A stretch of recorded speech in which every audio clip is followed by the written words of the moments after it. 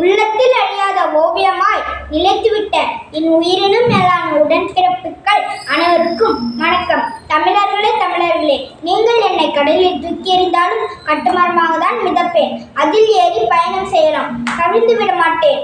ஆம், கலைஞர் என்பது வெறும் பெயரல்ல, தமிழ்நாட்டு அரசியலின் அடையாளம்.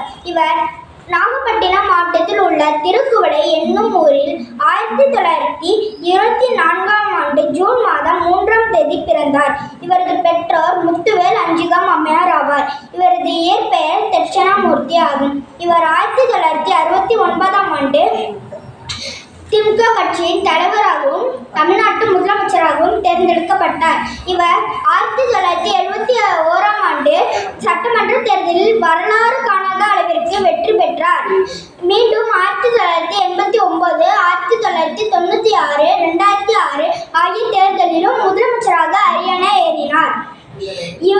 இவரது ஆட்சி காலத்தில் மக்கள் நலத்திட்டங்கள் ஏராளமானவைகள். அவைகளில் குறிப்பிடத்தக்கது சாதி மதம் கடந்த ஒன்றிணைக்கப்பட்ட பெரியார் சமத்துவபுரம், சமச்சீர் கல்வி திட்டம், அனைவருக்கும் கல்வி திட்டம், தமிழுக்கு செம்மொழி அந்தஸ்து, அண்ணா நூற்றாண்டு நூலகம் போன்றவற்றை கொண்டு வந்தார். மாணவர்களுக்கு இலவச பஸ் பாஸ் மற்றும் மதிய உணவு திட்டத்தை சத்துணவு திட்டமாக மாற்றினார். சுமார் 133 அடியில் உலக புகழ்பெற்ற வள்ளுவர் சிலையை நிறுவினார். தமிழுக்கும் தமிழ் மொழிக்கும் இவர் செய்த சாதனைகள், பங்களிப்புகள் மக்கள் மனதில் நீங்கா நிலைத்து நிற்கும். நன்றி, வணக்கம்.